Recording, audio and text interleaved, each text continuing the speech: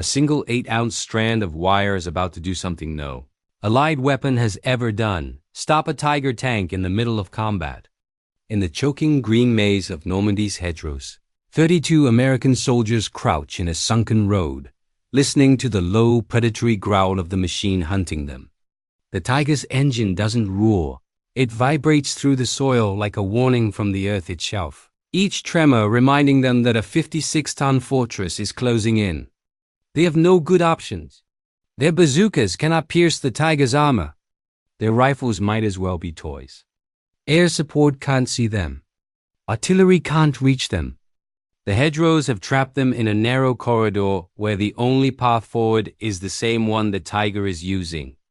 The men wait, pressed against damp soil, counting the seconds until the first shell tears the hedge apart. They know this situation ends one way, and yet stretched low across the dirt road, almost invisible in the morning shadow, is a single line of telephone wire tied between two forgotten fence posts. It is thin, ordinary, and absurdly fragile, but in less than 3 seconds, it will hit the Tiger harder than any weapon the platoon carries to understand what was rolling toward that sunken road. You have to understand the machine that reshaped every Allied tactic in Western Europe. The German Tiger was not merely a tank. It was a mobile fortress engineered to dominate anything that crossed its path. When it first appeared on the battlefield in 1942, Allied crews described it the same way: unstoppable. Its hull front was 100 millimeters of hardened steel, thick enough that American 75 millimeters rounds might as well have been pebbles. The turret front was even worse: 120 millimeters of armor, built to shrug off anything short of naval artillery. On its sides, 80 millimeters of steel formed walls that turned incoming fire into harmless sparks. Against that kind of armor, most Allied tank crews didn't engage. They survived by running, hiding, or calling for air support that often never arrived in time. And then there was the gun.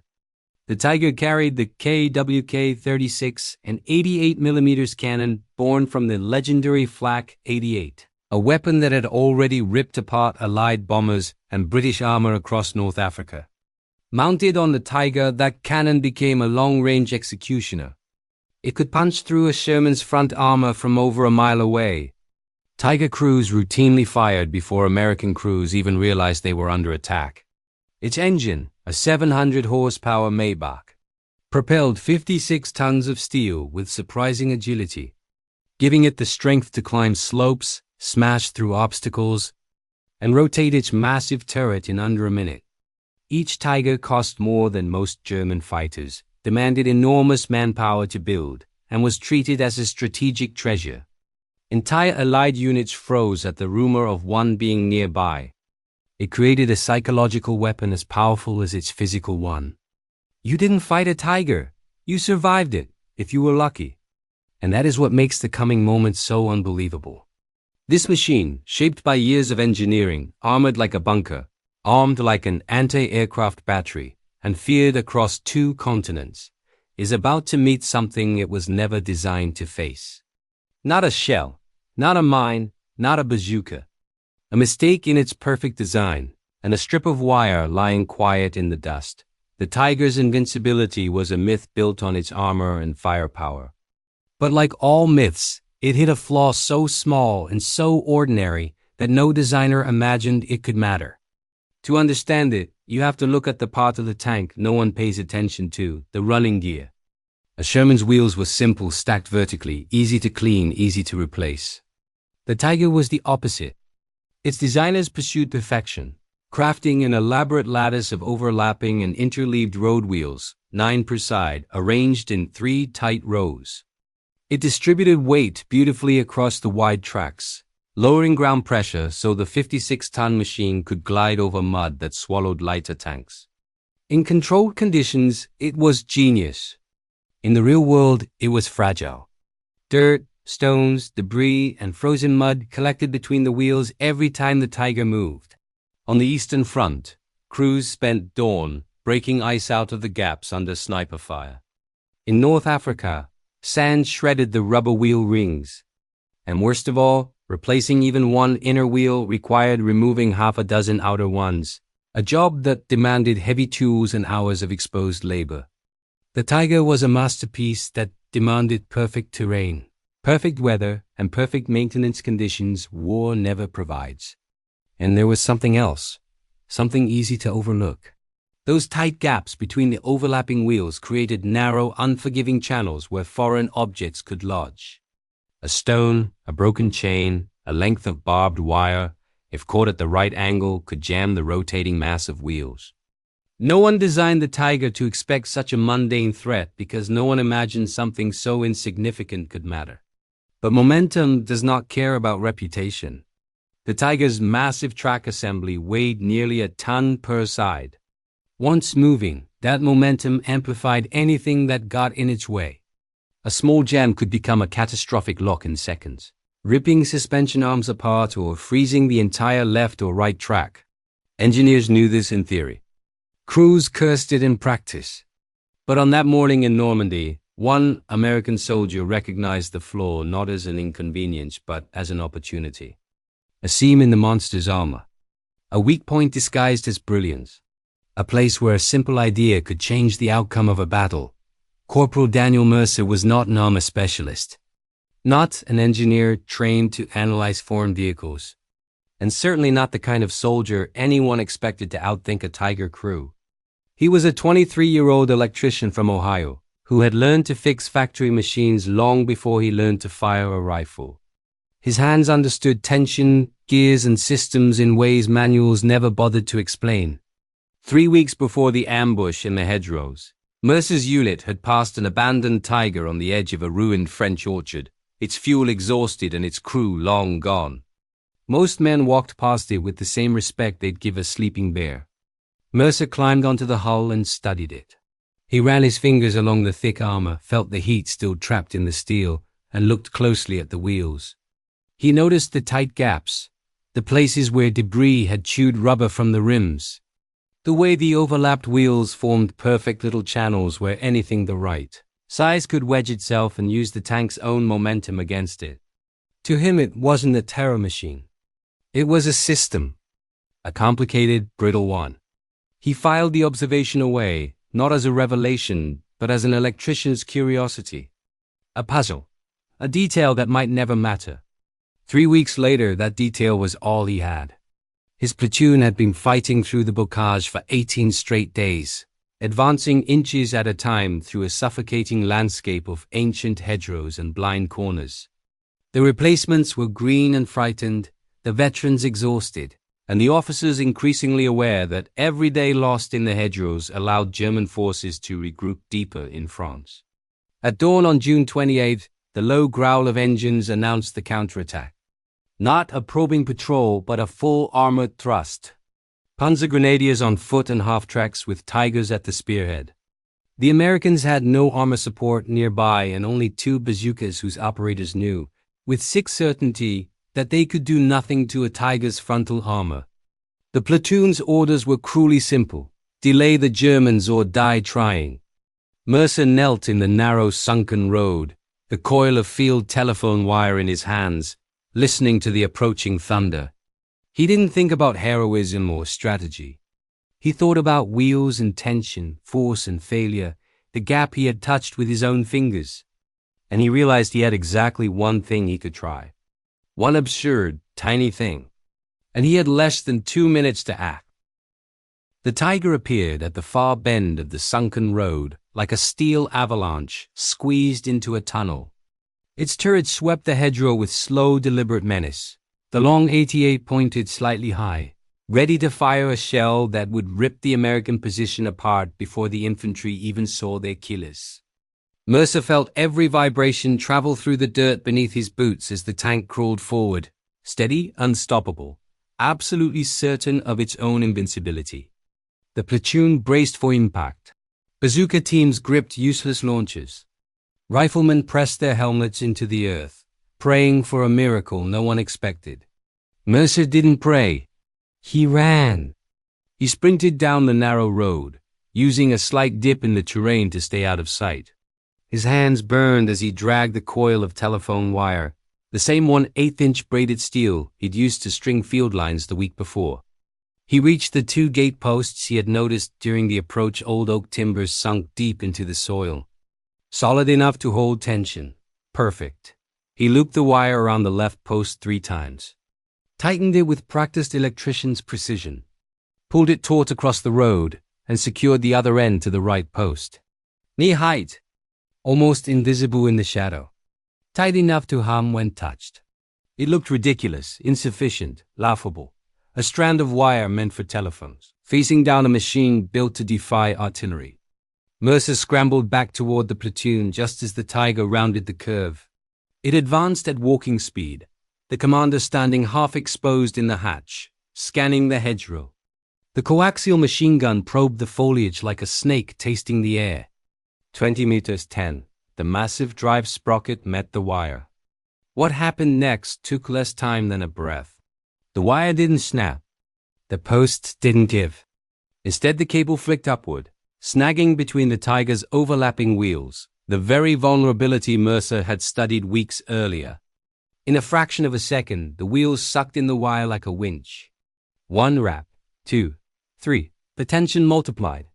The wheels jammed. The entire left side track locked solid. The Tiger jerked to the side, pivoting violently. Inside, the crew panicked. The driver throttled up instinctively, making the system seize harder. A metallic crack echoed down the road, the suspension arm snapping under impossible stress. After 2.8 seconds, the unstoppable Tiger was dead still. A 56-ton monster defeated by 8 ounces of wire and one absurd idea. The platoon froze. They had just witnessed the impossible. For a full second, no one moved. The Tiger sat crooked in the narrow road, angled like a trapped animal that suddenly realized it wasn't invincible after all. Its engine howled as the driver fought the controls, but the left track was fused in place, locked by a force so small and absurd that the crew couldn't even comprehend what had stopped them. Then the commander erupted from the hatch, shouting into his throat mic, panic slicing through his voice. The 3 Tigers behind him braked hard, their formation collapsing instantly. They could neither move forward nor reverse. The road was too narrow, the hedgerows too dense, the ground too soft. 32 American infantrymen watched one of the most feared weapons of the war turn into a metal roadblock. But Mercer knew the moment wouldn't last. A trapped Tiger was dangerous, a cornered one lethal. The Germans would adapt fast. He bolted back into position as his lieutenant relayed the most important message of the morning. Fire mission incoming. American artillery batteries miles away swiveled their tubes, elevation orders transmitted with cold precision. At 0630, the first shells arrived. They didn't strike the ground. They detonated 20 feet above it. Variable time fuses burst the high-explosive rounds in the air, spraying white-hot fragments downward in a lethal rain. For the German infantry escorting the tanks, it was a massacre. The hedgerows that had protected them from rifle fire now trapped them under shrapnel descending from above. Branches snapped. Smoke billowed. Men screamed and dove for cover that didn't exist. Within seconds, the supporting Panzer Grenadiers were either dead, running, or too wounded to fight. The Tigers were blind.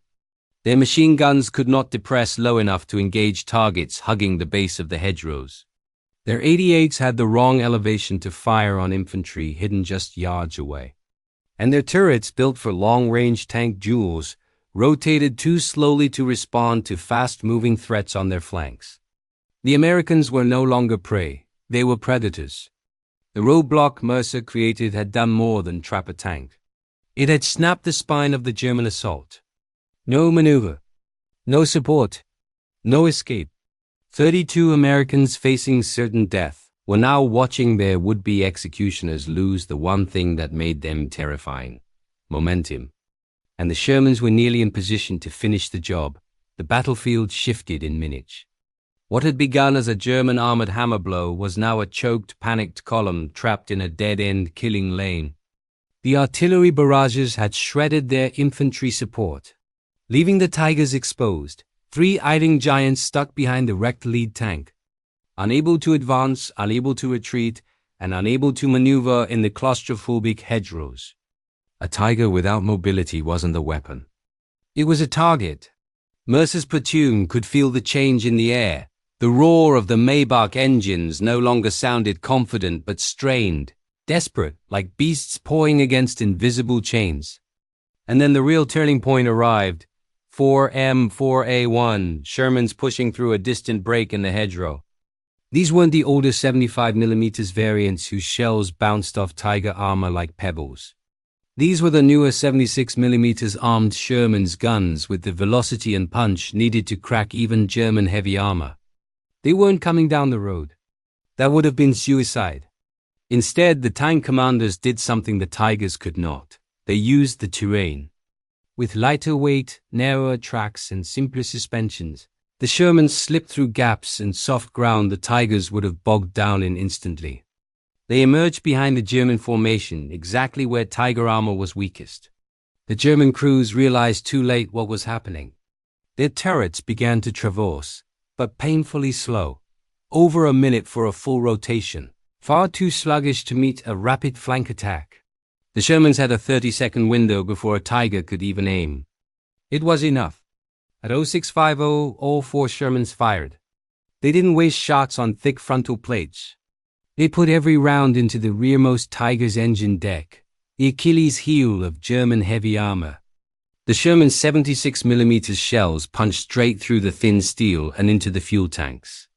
The Tiger erupted not a cinematic fireball, but a violent plume of black smoke and burning fuel that forced its crew out in seconds.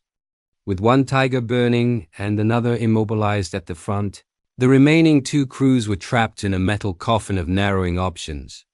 Outflanked, unsupported, and blind, they did the only logical thing. They raised white undershirts on their antennas and surrendered. The unstoppable had been stopped. The invincible had been cornered. And it all began with one man and a single strand of wire. When the smoke settled and the last German crew stepped out with their hands raised, the battlefield felt strangely quiet, stripped of the terror that had filled it moments earlier. The disabled Tiger, the one Mercer had stopped with nothing more than wire and desperation, was hauled away by American engineers that afternoon. They studied it, photographed it, pried the wire from its jammed wheels with cutting torches. The suspension arm was cracked, the torsion bar warped, the rubber shredded.